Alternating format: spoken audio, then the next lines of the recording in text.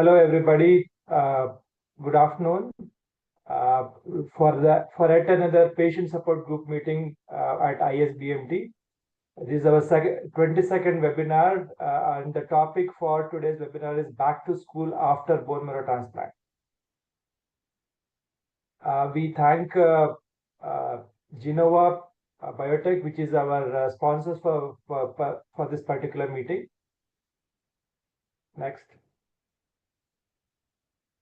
The ISBMD conducts regular patient support group meetings, which is the background work is done by the members of the patient support group, Dr. Venkatesh Agboti, Dr. Silki Jain, Ms. Riya Daruwala, Ms. Suman Kubal, and myself, Dr. Santosh Devadas.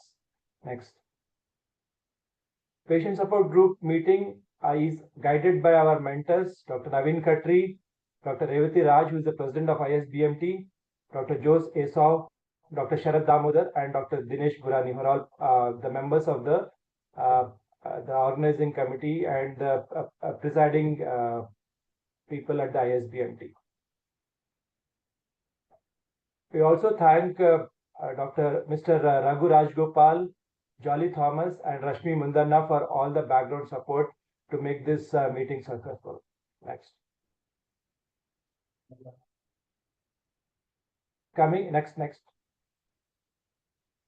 I welcome Shivani Patel, Dr. Shivani Patel, who is a pediatric hemato-oncologist and BMT physician at Chaitram Hospital and Research Center at Indore. She will be our main speaker for this particular meeting. And also our patient post-transplant moderator, that is Sai Shreyas, who has undergone a bone marrow transplant in 2022 and is presently a chemical engineer at IIT Delhi and Abu Dhabi. He underwent bone marrow transplant for sickle cell transplant in the year 2022. Before we start with our speaker, we request Sai Shreyas to just give us a short introduction. Hi, good afternoon, everyone. I'm Sai, and a little bit about me. I had a genetic blood disorder called sickle cell anemia, and I was diagnosed at the age of 1 year old. And since then, I think like my family's life and my life completely changed after that. I was always hospitalized. My parents were always stressed. And then recently, like a few years ago, I came across Dr. Revati. I met her in Apollo Cancer Center, Chennai, and I underwent a bone marrow transplant. And I mean, I just can't express how my life changed after that. Like I was never like regular to school. I never studied anything because I was always at the hospital. I mean, anything like IIT seemed like a dream to me, like that I could never achieve. And sure enough, I after the transplant, everything transformed. I was always with my friends. I had support of a lot of teachers like Miss Nazneen over here. She was always supportive. She always pushed me to study better, to do a lot of things better. And sure enough, after that, I studied. I had people who had faith in me. I somehow managed to get into IIT, and that's still a shocker for me. And now I completely can't believe that I have this life that I'm living right now, which seems like a dream to me. Like yesterday when I was thinking about it, I still can't believe that I spent like 2 semesters at IIT Madras. I still can't believe that I was with friends. I mean, I had friends that I made over there. I had the ability to work on a lot of projects out there. I had ability to work with professors like Muralidharan and Professor Santosh Paki at IIT Madras.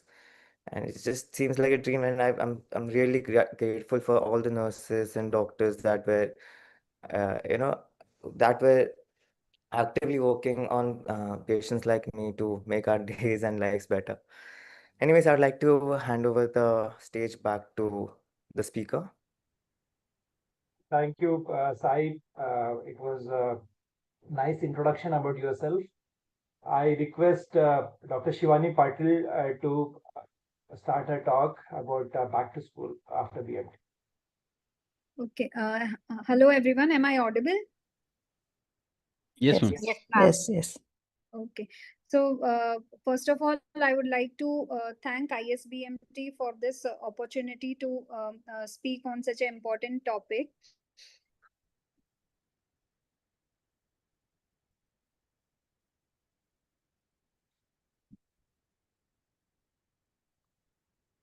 I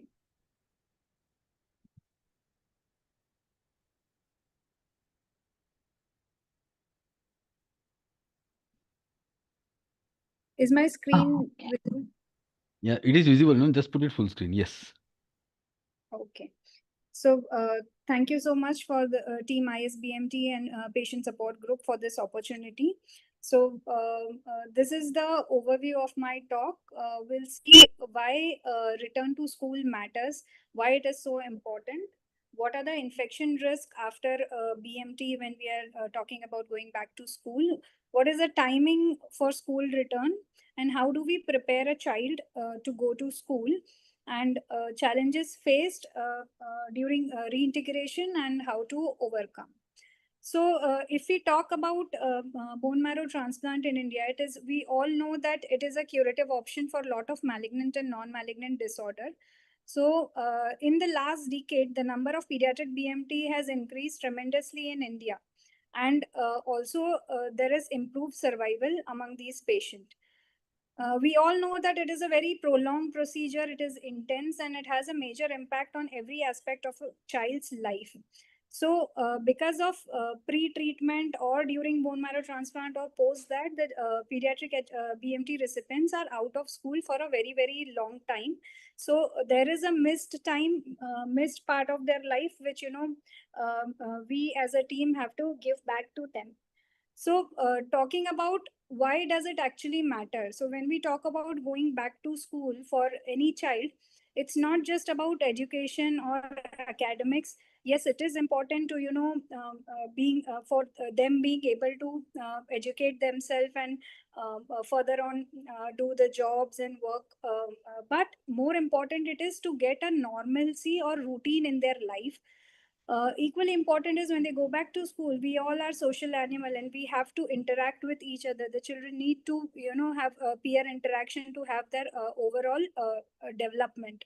So it is very, very important. Our goal is not just to survive or not just to cure the condition but to thrive. So we all, as a pediatrician, we aim to give intact survival as much as possible, and that includes giving a very good quality of life as a child should have had if he or she did not have that particular disease. So returning to school is, yes, very, very important, but also it is important to understand that post transplant immune recovery or infection is still a risk. Even if you are discharged from the unit, even you have less frequent follow-ups, but your infection risk doesn't go down to zero, and a small infection can turn into a life-threatening episode. So there is a very thin balance which we have to find between giving them a normal childhood experience and at the same time preparing them from preventing them from having an infection. So this we all know. We need to understand when we are talking about sending them back to the school, sending them back to the normal routine life, we need to understand that how the immune recovery occurs post transplant. So when the child is admitted, your first step is conditioning chemotherapy or radiotherapy, during which time we ablate the bone marrow cells and make them zero. So your day zero of BMT start from the day of stem cell infusion. First 30 days we are at very high risk of infection because we have zero total count, there is no neutrophil. So at that time you are there in a very, very protected environment in a BMT unit in any center. Once the neutrophil count comes back to normal, then we say that you are ready to discharge and we send you home. But we need to understand that neutrophil is only one part of immune system. There are many other immune cells which comes into play. So we need to understand that immune system in a newly transplant child, it's like a newborn baby. So the baby has born, but baby needs to undergo schooling and educate themselves and learn to be fully functioning individual. Similarly, our immune system takes almost 1 to 2 years post transplant to come back to normal. Till then, you are at some or the other risk of infection. So this is very important, that normal count does not always mean normal immunity after transplant. As we saw that T and B cell takes even 6 months to 12 months or even more than a year to recover.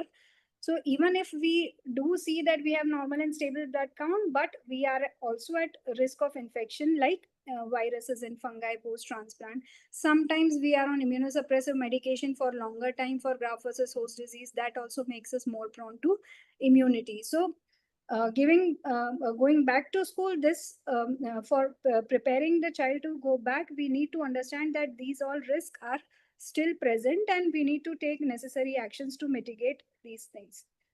So there are different factors which affects the immune recovery. So this is a broad timeline, but this immune recovery differs for every child. It depends on what was the primary diagnosis. So for certain non-malignant disease like sickle cell, thalassemia, immune recovery could be relatively faster as compared to what you will see in a child with blood cancer or acute leukemia.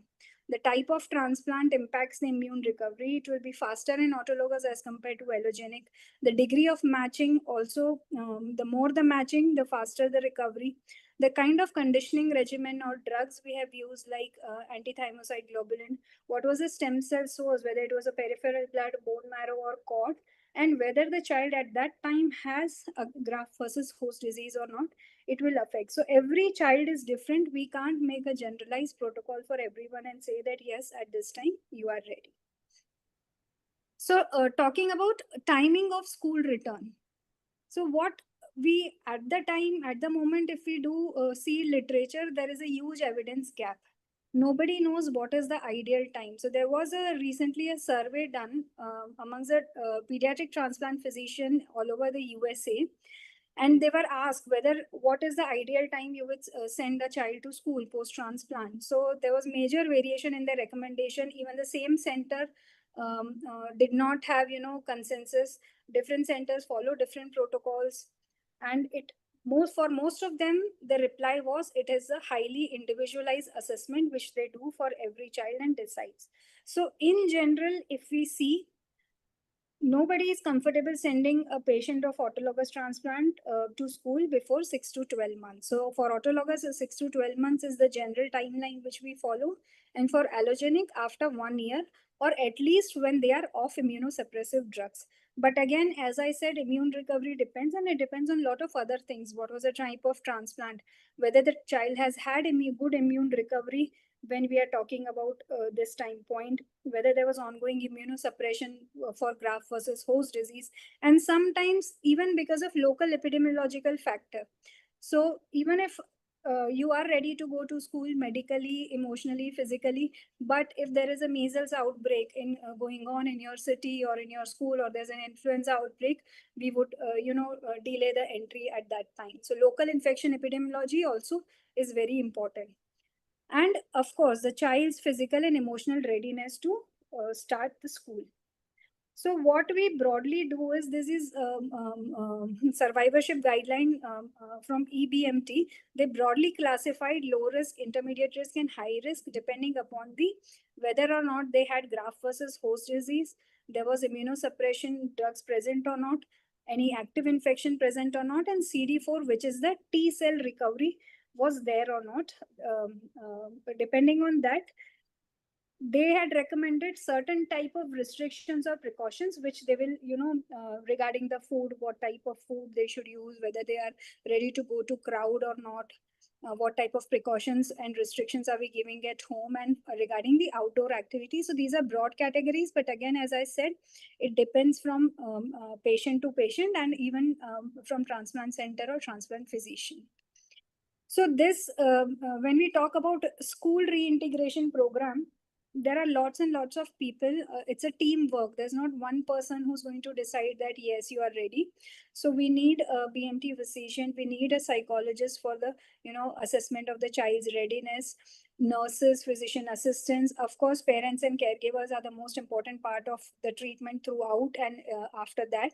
Infection disease specialists to assess what are the risks and precautions which needs to be taken. And along with that, school teachers and school administrators play a very important role in reintegration of these children. So when we prepare a child, we need to look at whether the child is ready clinically, immunologically, functionally, psychologically, and also the school environment is good enough to, send them back there. So all these factors needs to be seen. So for clinical readiness, what we see broadly is child should have stable blood counts. There is no anemia, no thrombocytopenia or low white count. There is no active severe graft versus host disease which we are dealing with.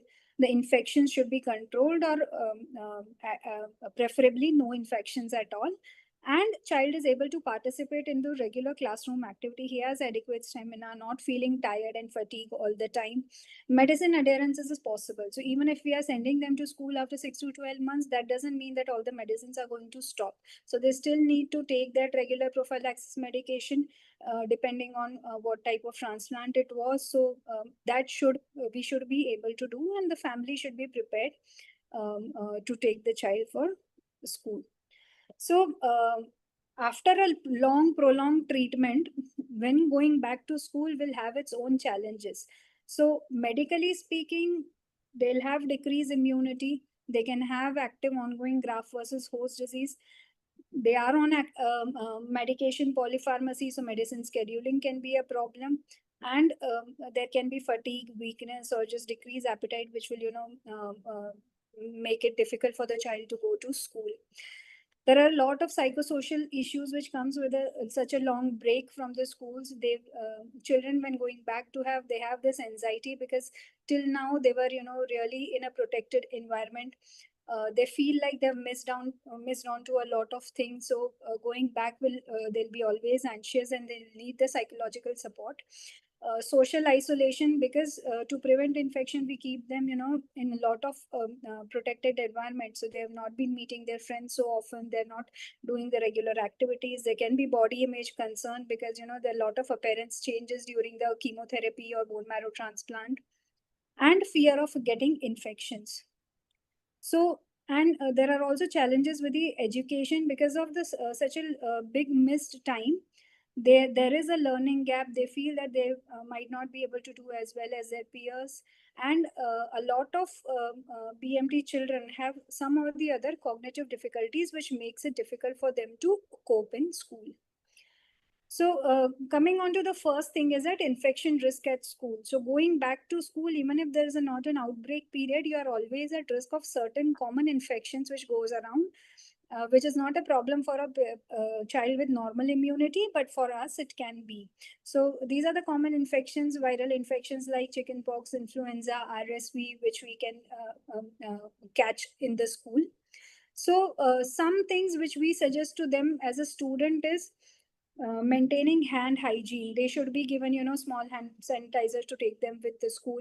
Avoid sharing food and drinks in same utensils. Maintain respiratory etiquettes.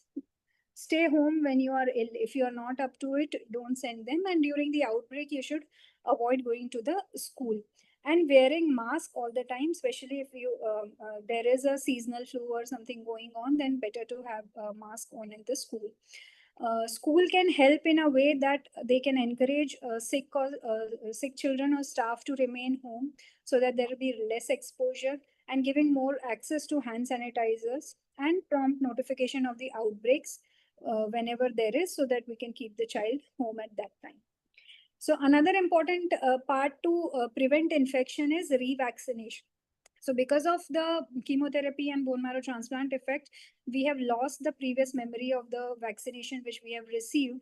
So it is recommended to revaccinate these children. So ISCTR recommendation is to start inactivated vaccines from 6 months post-transplant. And live vaccine, we should start 2 years post BMT, or at least the child should be 1 year off immunosuppression. So the first vaccine which we start before sending to school is influenza, and this has to be administered at 6 months, and we give annually. The vaccines which are contraindicated post BMT is BCG and oral polio. So we should always notify school that no vaccine should be given at school without discussion with the transplant physician or the team. There is something called as cocooning or protecting the child. So if the child is immunized, but the household contacts are not, so if the family members get a close family member get influenza or varicella, then the child can get the infection. So to prevent such infection, it is recommended to give influenza and varicella to close family members and household contacts to prevent the child from getting infection. Oral polio vaccine, as we all know, to any household contact is contraindicated and should not be given. And if it is needed, then it should be replaced with injectable polio vaccine. So along with this, there is certain physical challenges. So sometimes when you are, on so many drugs, you have just recovered from the transplant, it's not easy going back to the normal school schedule full time. You can have fatigue, reduce weakness, tiredness, easy sleep disturbances. So these we can request schools by giving, rest periods. You modify physical education for first 12 months. At least we try to avoid contact participation in contact sports, and we can have flexible scheduling and gradually increasing it to the full time.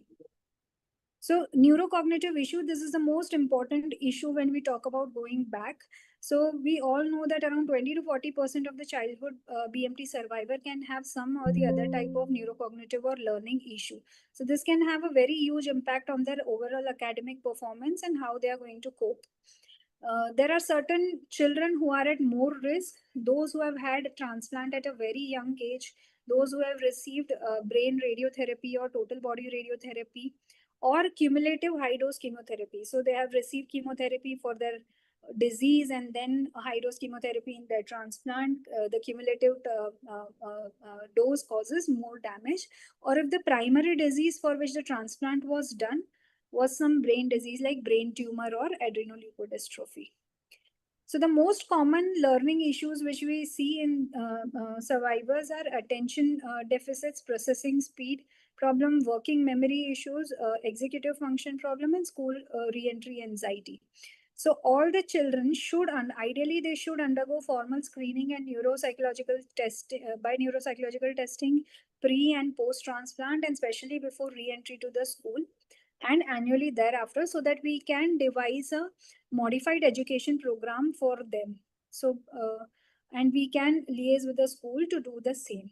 So for attention deficit, we devise a individualized program like giving frequent short breaks, preferential seating near teachers so that there are less distractions. We can give them extra time or give written notes or written home instructions. So sometimes they are not registering what is being told to them. So if given written homework instructions to their parents, so it can be fulfilled. And a flexible attendance should be made possible for them. So for those who have executive function problem, we can break down the task into simple one-step instructions and give it to them. And then we can use planners or deadlines, to give them each task separately. So ideally, the gradual reintegration is what we prefer doing. So till the time child is fully ready, we can start with a half attendance a few days a week, then or the half day at the school, and then gradually increasing to full attendance as tolerated. This will lead to better adjustment, and child can be easily monitored whether he is able to do or not. Psychological reintegration. So the child also has a lot of even the parents for that matter has a lot of psychosocial issues when we are talking about going back. Children, they have fear of getting sick. They feel isolated or feel different in them when they go back after such a long break. There is separation anxiety from the parents. And for parents also, it is very, very difficult because they are always at fear of that the child will get exposed to some infection, or it is not the environment which they are able to control. So another important aspect which we need to deal with in school is bullying and appearance changes. So with chemotherapy, with transplant, you are going to have certain changes in the body image, like hair loss or regrowth. The hair which comes are, different as what you were. There can be weight changes because of steroid or some other medication which we take. Weight increases. There can be hair growth all over the body, or visible scars from some previous surgery or procedures. So what we can do is we need to educate children. So this is a problem more with a high school or junior high school children, rather than elementary school. The smaller children are not going to face this problem. So we need to have good counselors at school. We can educate the peers about, we can already pre-inform their classmates, the child has had this problem, he has undergo a big treatment and has come back, and so that they should be more welcoming to the child. This is also important, that assessment of the school environment. So what is the class size? How many children are there per section? What is the ventilation, and what are the facilities available to maintain hygiene and easy transportation in case the child needs an emergency care? So this is the most important thing when we talk about sending them back. There's a communication between healthcare team and the school. So as a transplant physician, we always should have a transparent communication, give a return to school letter, communicate them correctly about what all are the activities in which the student can participate, what are his medications he's on, what precautions he needs to be taken as far as infections are concerned. Give them the emergency contact. If the child has a neurocognitive or learning issues, then special education required, or the modifications or the changes required. So this helps even school administrator to prepare better to receive a child like that. And always it's a two-way dialogue or a teamwork that can help that smooth transition. Equally important is a role of pediatrician, because most of the children, they do they are transplanted in some other city, and then they go back to their hometown, and the schooling is going to be happening in that hometown. So there, if there is in the middle, there is a pediatrician, local pediatrician whom they are in contact with, it is very, very important. So having a dialogue from your transplant center to the local pediatrician and school is important. They can help you with routine vaccination support, general health maintenance, and even during the emergency care, they can help. So I would end by saying that school re-entry is very, very important recovery milestone. Timing must be individualized for every children. So every child is different, and we need to take a call depending on what their immune system is.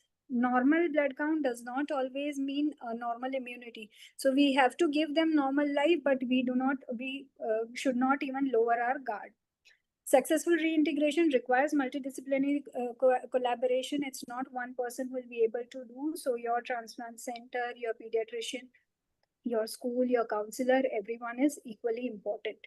And goal here is safe participation and not prolonged isolation. So whatever we are doing, all of us are doing, our goal, is not just curing the disease or, helping them survive. It's helping them return to normal living, learning, and thriving. I thank you all for the attention. Thank you, Dr. Shivani, for a wonderful succinct talk on going back to school. Now I request Sai Shreyas, a BMT survivor, to go ahead and moderate the panel discussion. Good afternoon again. Sai, you can invite your panel members. Okay, I would like to invite our panel members, Dr. Shivani Patel, Ms. Nazneen Naik, Ms. Anuradha, and Ms. Sandhya. So just a second, Sai. Just if you give a short introduction about each of them, it will be useful for the. Otherwise, I can introduce. Okay, you can take on. Yeah, can you present those slides, Nirav?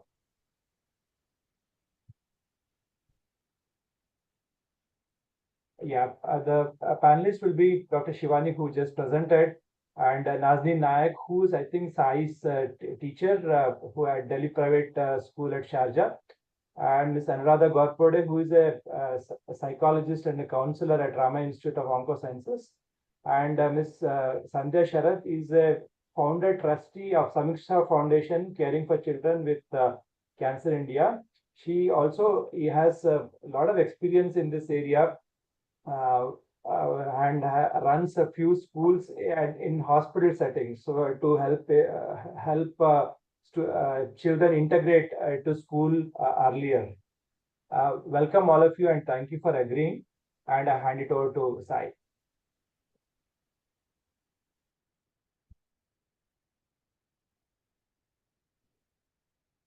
The first question that we have is, it's again an open question. Anyone who would like to answer could feel free to answer it. So the question is for Dr. Shivani Patel. What is one misconception about life after transplant that you wish more families understood? So I think transplant is a journey when we, meet the patient first time for the having a bone marrow transplant and all. So the most common question which I've come across is, will he or she live a normal life after transplant? So to get them to understand this becomes a challenge, because what they see, the difference in the other transplant surgery, where solid organ transplant, there is one time surgery and then there are just follow-ups. For us, it's a journey. It's not a one time consultation and we are off. It can look like prolonged, it can look like this thing, but as compared to the other organ transplant, definitely we can have a better life with bone marrow transplant, because we are going to be off immunosuppression after some time, and we are we'll be able to go back to doing our normal activities and everything. So this I think is the first question which I always get, that okay, we are all willing to do that, but are we going to able to live a normal life after this or not? Thank you, Dr. Shivani, for your answer. The next question is for the teachers. What challenges do transplant survivors face in Indian education system, and how can they overcome them?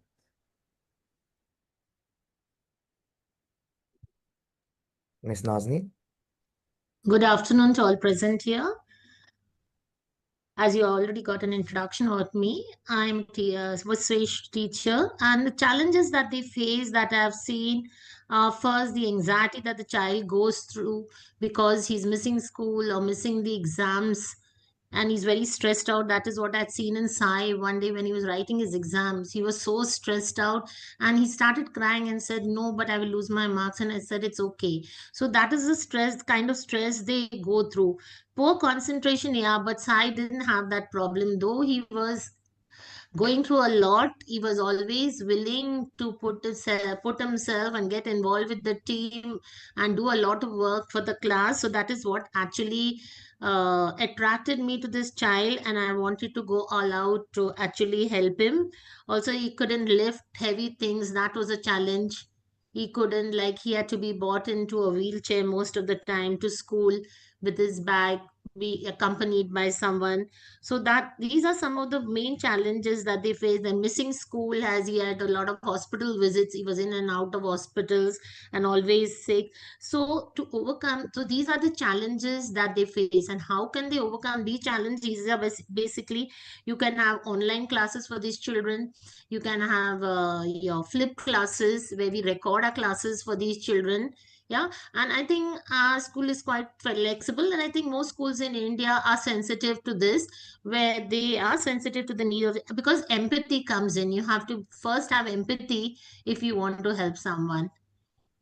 Yeah, so that is exactly what these children need. And of course, the healthcare plan where parents, teachers, doctors have to work. We have a school clinic where everyone used to come when Sai needed him at that time. Yeah, so it has to be worked out as a team. We have to work, and that's how we can overcome actually these challenges that they, and also they face socio-economic challenges. That is very important. We look into only the academic, but the state of mind of the child is not able to play with anyone at that time.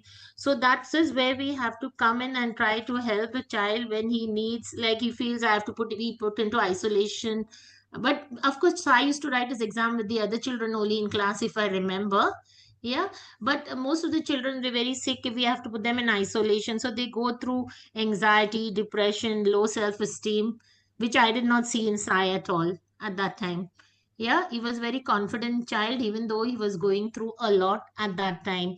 So for this, we need teacher sensitization. The teacher has to be very sensitive. There should be peer awareness. The school counselor also should be working along with the teacher and the children. And there should be an inclusive activity. Like Dr. Des said, they can't play sports. Yeah, but I think we can get them on the field. Like we can ask them to be a referee or a scorer, so they feel that they are a part of that group which are playing. So that is what I feel, that social and psychological challenges has to be first met. Academic, we can go through it, yeah, with all the support that they need. So they, but the barriers these school face are lack of awareness. So there should be awareness about, they should know how the children go through. There should be clear policies for them as to how they work with these children. That's it. Thank you. I hope I have answered the question. Thank you, Ms. Nazneen. And I would like to add on to this. I've personally found that I was really fortunate enough to have teachers like Ms. Nazneen, friends like, I mean, I had a lot of friends who were really supportive. On top of that, it's not just the school that needs some form of reforms, but I've seen that the examinations, the competitive examinations that we have, like NEET or JEE, it it's not really well made for like post-transplant survivors. I've found a lot of difficulty when I had given my JEE mains in India. It was extremely hot. It was humid. I mean, the fans were not working, and it's just, I mean, you have to contact the test center before you go for your exam, but you just get you get informed about your test centers like a day before the examination. On top of that, you can't really ask them for a cushioned chair or some comfortable seating or anything as such. It becomes really difficult. Though in UAE, they were kind of supportive. We contacted BITS Pilani beforehand. We'd asked them for a lot of arrangements that they had made. I was allowed to, give I mean, there were like students in my examination room, but there were like very few students compared to the normal examination room. So yeah, they made arrangements. You just need to communicate well with the examination in charge beforehand. So if I can come in, I think that you need the framework to work on for these children, right? Yes, ma'am. India.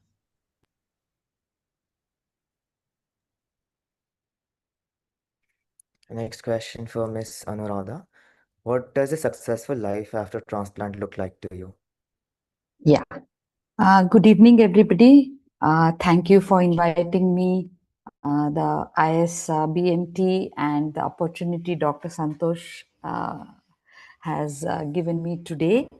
Yes, it's a process. It's I can't say it's it's like a one box thing, because it's a very intense and a long drawn treatment that the child goes through, and it's like making sure that the child survives socially, emotionally, physically, and academically. So it's like a entire package, not just one facet of it. So there will be challenges, yet how we can enable the child to uh, you know to get enriched and move into adulthood is what is very important. And second, from move in from childhood into adulthood is very important. Secondly, there will be a lot of psychological and emotional, you know restrictions, and areas. So how do we build the psychological and emotional resilience in the children and the warriors when they're going through this is a process. So the process is building and keeping a good emotional and psychological uh, stability begins actually at when the diagnosis is made. So we as counselors and psychologists, the medical counselors and psychologists don't come at when the child has to go into school or later on, but the role starts, right in the beginning and is with the warrior throughout. So, and the next point I would like to bring is how we how we enable them to develop healthy coping mechanisms which don't trigger fear and anxiety during hospital visits or at times when there are different or challenging situations for them. Secondly, we have encouraging we have very encouraging and developing motivating situations for our warriors, and we try to develop their positive sides, like enable them to develop hobbies. So we give books to them for coloring mandalas and reading, so they start focusing on those and follow a feeling of gratitude for small things. So this is what we from the beginning start building with the warrior actually. So hence success means it's a process and a integrated approach which enables the child to build emotional resilience and develop healthy coping mechanisms with professional support and guidance is essential. For a warrior to grow up and pursue higher academic and develop careers and build independent and healthy relationships, all is very, very important. So I feel apart from the medical uh, treatment protocols, teachers, the psychological and the emotional well-being is extremely important and should be given equal importance. Thank you. Sai, just to quickly interrupt you, we are having 15 minutes and we have lots of questions, I believe, from you. So I request all the panel members to keep it 3 or 4, 5 sentences so that we cover all the topics. Okay, thank you, Miss Anuradha, for your explanation. And now we have a question from Ms. Sandhya. Are there any government schemes or disability provisions or educational support systems that families should know about? Yeah, hi, thanks, Shreyas, and thank you all for this wonderful panel discussion. It's very, very useful. Yes, there are a bunch of government schemes in India, and the one I would like to touch upon today is the UDID program, which is basically a disability support program. And there is a quick slideshow, but I can think in the shortage of time, I can share the slideshow with the panel, and so you can share it with the families. In short, what it says is there are facilities that the government provides. It's called the Unique Disability ID card for anyone who has gone through a disability because of the illness. Recently, children, people who have lost limbs and arms, and these things was always there, but recently the learning disability due to cancer has also been added into this disability chapter, so that will be very useful. And there is a process for applying for this card, and it's all online. Takes a little bit of time, but 2 to 3 months one can get it, but it's a once in a lifetime thing, and I think that's really very helpful. Aside from that, there are a lot of government schemes which are kind of helpful. Um, but what I want to point out here is that the schools in India, honestly, are not really, very aware of this kind of what the facility is available. In spite of having the UDID card, I know a lot of our own students are still suffering because they don't have the, like Shreya said, you don't have a center, exam center close to your house, or it's not comfortable, that sort of a thing. So that awareness is really very important.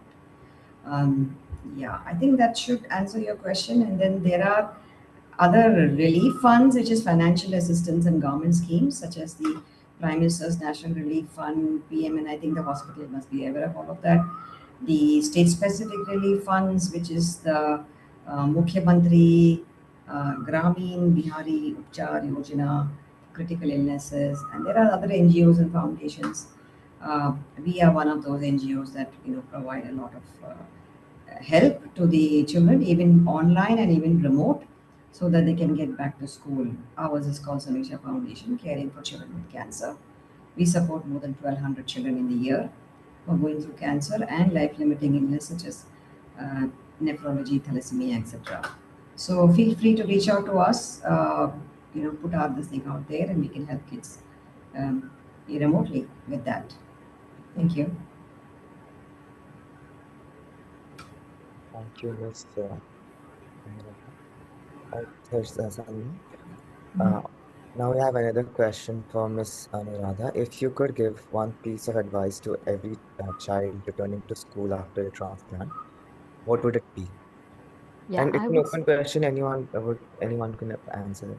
Yeah, I would say keep in touch with your medical psychologist, who will be a big support in the readjustment in school, and and I would say, it would be very overwhelming, but just go step by step, and it's not only academics; it is the overall development and overall adjustment that you should worry about, and not just the academic part. Thank you. Thank you, Miss Anuradha. Now we have another question from Miss Sandra. What does a successful life after transplant look like from the perspective of survivors and clients? I'm very happy to answer this question, but I would like Sakib to jump in here. Sakib, would you like to answer this, because Sakib is a BMT survivor himself and he's a wonderful person, great inspiration for us at Thank Samisha. you. I thought you were going to pass on the teacher question to me, Sandhya. I know, I wish, but I'm not in control of what question to ask. This is a question asked to me. Hand it on to you. Yeah. uh, there is I think short answer is there's always a new normal, but there is a normal, and it looks more like people who have come out of COVID. The whole world came out of COVID, so successful life after transplant is taking one day at a time, which like the whole world learned how to do after COVID. That's the perspective change I feel. That's wonderful. And the other thing is, I feel survivors and their families are never alone. So there are always people who show up to help. There are always teachers who show up to help. There are always NGOs and other well wishers who show up to help. So in India, I feel we are never alone, and that's a lovely thing. Uh, yeah. So new normal, not normal. Yeah, this is the mission of us. Our foundation also say that no child and family should ever feel alone in this, kind of challenging journey. So you hit the nail there, Sakib. Mm. Yeah, Wonderful. we can add a lot of perspective to the other questions which were the teacher related questions. Is there anything specific you would like to say, Sakib? Please share. Yes, if you don't mind, Yes, please. from the time I was in hospital to the time now, there has been a wonderful change in the way CBSE and central boards and national boards of examinations look at children. Mm. So now there are multiple attempts possible. There is an NIOS very strong board for children who just can't go to school. Mm. Can come out with an equivalent school leaving certificate. There are support organizations and teachers who tutor. So there's no way the child can feel left out as such, even if they don't feel like reintegrating or having difficulty reintegrating. There are always alternative pathways which will give you a school leaving certificate just as valid as every other school leaving certificate that a child goes through. I just wanted to mention that a lot of confidence that I got, I went back to school, even though I was older. I went back to school, and that was because of my doctor, Dr. Ashish Dixit at Manipal. Uh, he was my primary care physician. He was also a friend. So that to me was extremely life giving. And I asked him, Doctor, you think I can go back and study now? He said, Of course. What is wrong? And that one response was enough for many things that happened afterwards. So I carried that confidence. I still carry that confidence. And whenever I meet another survivor or a child who's going through this, that Dr. Ashish's confidence comes through me. I just wanted to pass that on to all of you. Yeah, thanks, Sandhya. That's all. Absolutely wonderful, Sakit. The one thing I would like to, add to this from my experience of working in this space of it, reintegrating the children going through life-limiting illness, cancer, thalassemia, into school, for almost 18 years now, as of tomorrow, is that, it has to be a synergy between the medicine and the doctors and the teachers, the school system. It's very, very important. And from when I started to now, there has been a huge change, as Sakib said. When I started, there was absolutely no support from the medical cohort. Didn't even believe in what we were trying to say. But today, I think they are a little bit more understanding, careful, and a lot of support is coming from hospitals and things. So that's really, really a good thing. But that's absolutely essential. My students who go through NIOS and UDID have constant challenges with the schools, you know, because either the principal is not aware of such a system, they don't accept the ID card. These are little issues that need to be ironed out, but it's not in our control because it's the system which is, like that. And I'm hoping 10 years from now, even that will change and go for the better, basically. There will be a little bit more synergy in the way everybody works. That's a challenge in India, and I hope it, gets ironed out quickly. Thank you. And I would like to add on to Mr. Saqib's explanation. I felt that, I mean, I completely relate to him. We just need someone who has faith in us. I have seen my parents, they were very anxious about me. They were like, why are you studying so much? ये क्यों पढ़ रहा है? बहुत difficult है.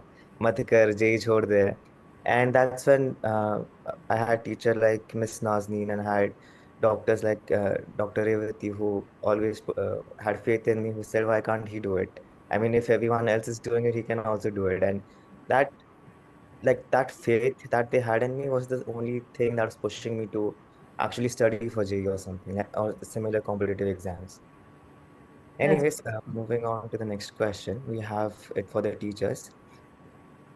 How can families advocate for uh, accommodations of flexibility in schools and colleges? I think families can ask for accommodation for attendance because child going through this goes through a lot of in and out of hospital because of the problems that he's facing. So the medical leave should not be counted for detention. Ask for academic flexibility, like I just said earlier. I think I don't need to repeat about the fifth classes, etc. Also, you can have a buddy system for the child. You can modify the timetable for the child. You can have deadlines for projects which are given to other children. They can have extended deadlines for the children so that they can cope up with it. Parents can ask for exams to be taken in smaller units rather than having long exams. They can have short, small, break down them into units, small little units, and test them. Have them kept away in separate sick rooms when they are tired. And also, they can ask not to force them for sports, etc. If the child is really wanting to do it, as I said earlier, it can be a referee or a scorer and can just sit on the sidelines and can enjoy the sports. That's it, I think. I hope it answers my question. Thank you, Ms. Nazneen. Mr. Saki, would you like to also answer the question? I think Nazneen ma'am has covered it.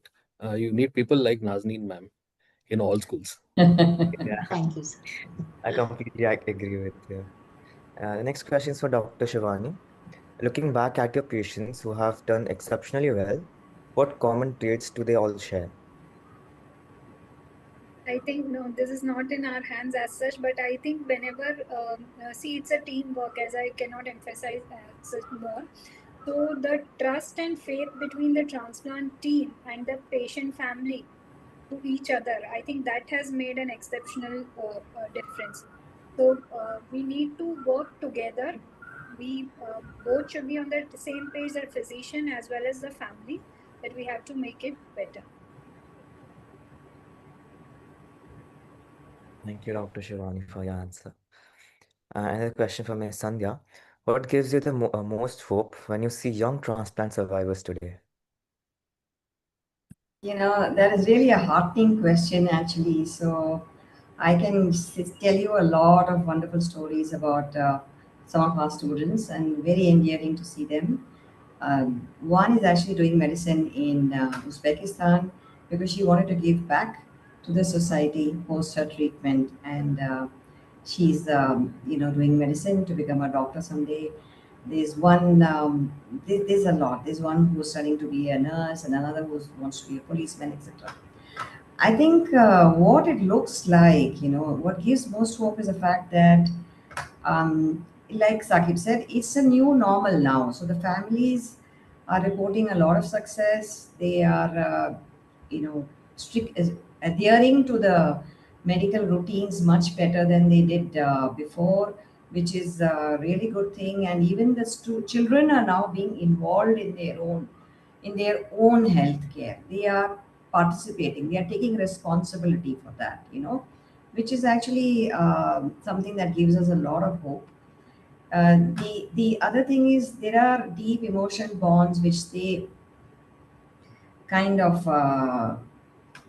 build at the time of uh, trans- the treatment, and these bonds they stay forever. um, this is a good thing. So they all stay in touch, and then they are like an alumni, like what's happening with our kids.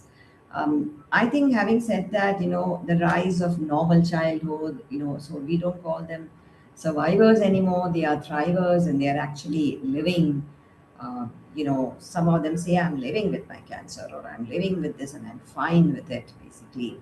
So they are like ambassadors. These young survivors are actually very articulate, like you are, Sai, and look at Sakib also.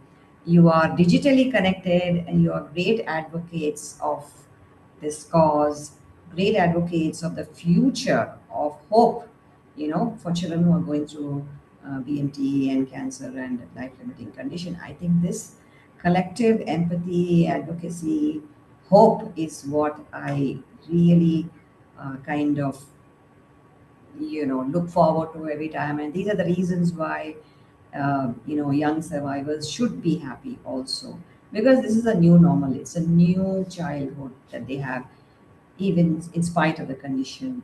One other small thing is, and that's a medical thing, I am understanding from some research and studies that since 100% HLA match is not really necessary for BMT, that's actually quite encouraging, is what I heard, for many families. So there is reason for hope for many young, you know, people. There is a lot of good reason.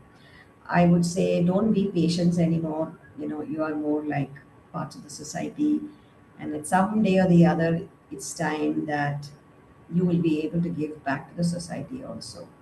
You know, I think that's what I would see in a young transplant survivors today, because they have seen how hope can kind of transform a vision for themselves, and they can do that for society also. Yeah, thanks. And very well said, ma'am. And I've actually seen a lot of survivors being so encouraging. They just glimmer with hope. I met one survivor recently. I was in the waiting area of Dr. Revati's hospital, and I met this young boy who wanted to become a Formula One driver. And I just saw, I mean, he had so much knowledge about Formula One cars. He knew about aerodynamics and everything. And a lot of students, I I can, vouch for this. A lot of students at IIT would not know much, I mean, as much about aerodynamics as that little young boy knew. So it's just so inspiring to see such kids. The next question is for Miss Anuradha. If you could give one piece of advice to every parent, what would it be? Yeah, thanks. I would say it's very, very important, for the parent to also feel the importance of taking care of themselves. So I would say self care isn't selfish. It is what keeps you going and keeps you mentally healthy. The quality of care you provide improves when you are in a good physical and mental health. And the last thing I would say is prioritize yourself very much. Also, not only focus on caregiving, and which prevents burnout. Secondly, boosts energy.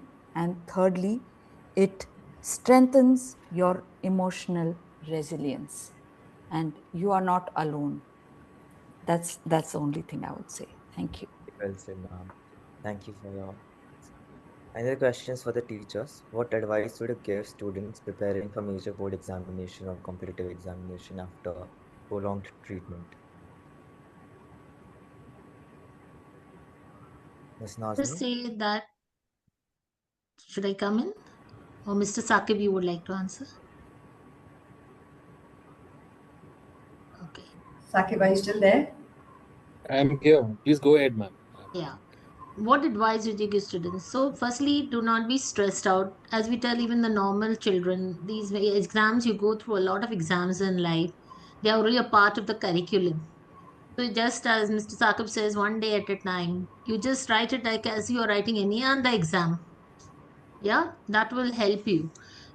But you just come with a free mind that this is not the last, it's not the end to all, right? There are much more things to do in life besides board examinations and all these competitive exams. There is a lot more to life than just exams. That is what I say. Ma'am, can I add on to this question? I, Yes, I. ma'am, you have seen me stress out about all the examinations, and I was always anxious. I always wanted to perform at my peak. Ma'am, but how did like I have always seen you counsel me and a lot of students, but what exactly do you say that it's so calming to hear? Yeah, exactly. Exams are not the only things. It's just a framework, right? For the academic system, right? Children have a lot more potentials. What our system is doing is putting all monkeys, lions, everyone on the same tree, right? Each one has their own potential. So it's not the end. If you don't do well in this exam, that you're not going to go anywhere in life. We have seen children who are doing very well academically, or those who are average, below average. All of them are well placed in life. So it's not the board exam that actually says this child will become something only with the marks that he gets there for the exams. Perfectly said, ma'am. Another question for Dr. Shivani. What gives you the most hope when you see young transplant recipients or transplant survivors today? I think I'll just cite an example. So one of our patient, Hodgkin lymphoma, post-transplant survivor, he came back. I was seeing him for last 3 or 4 years during the treatment and relapse and all. So he comes back to me 2 years post-transplant, and he was like, "Ma'am, today I feel like I have, caught up on all my missed things, missed school days. I have done, bunking classes, doing all the mischiefs, done all the possible things which I had missed on and was not able to do during treatment, and now I have done." So I think this is all what we strive for, giving them, seeing them going back to normal. Thank you, doctor. And doctor, if you remember, you had talked about how students feel anxious or something. But I feel that being unique is also a blessing on its own because Yes. I at IIT Madras, I was the only guy who had a sanitizer with me. I would sanitize my hands every 30 seconds or something like that. And I got this name and I became really popular. Everyone would call me Sanitizer Sai. And I really loved, everyone still remembers me by the name. So I I just think love, that's the perspective, right? You know how you yeah, want to take it. yeah. But at every trip that we have been on in IIT Madras, everyone would be like, if anyone would request a sanitizer, the first name they would remember is me. And anytime I would be riding my cycle around the campus, anyone would see me, they would be like, sanitizer sahi, kaisa hai bhai? And it just felt really nice seeing that. Sure. Thank you, doctor.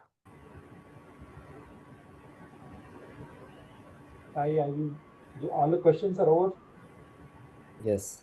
Okay, thank you, Sai. It was a wonderful moderation and a moving moderation. It's very nice to see you grow after bone marrow transplant and what you've gone through. Yeah, by this we come to the end of this patient support group meeting, and I would like to thank Dr. Shivani Patel for a wonderful initial presentation, and Ms. Nazni Naik, Ms. Anuradha Gorpudi, and Ms. Sandhya Sharad, and also Sakib for joining this particular meeting. And I would like to end by thanking our sponsors, Genova, and we would like to meet again next month on 11th of July for our next patient support group meeting. The topic will be soon announced. Thank you. Thank you so Thank much. It you. was a lovely Thank presentation. you. Thank you for Thank having you, us Dr. here. Yeah. Thank you. Thank you very much. Thank you, Sakib, too. Thank you all. Thank you. Thank you. It was wonderful being here. Yeah. Thank you, sir. Could we have the link to the YouTube if you don't mind? Can you email that to us? I'll send it to you, ma'am. Once it is available to If me you from the events team, I'll send it to you. Thank you Ma'am, so to much. search ISBMT, the first link that shows up, the live one, it's the similar.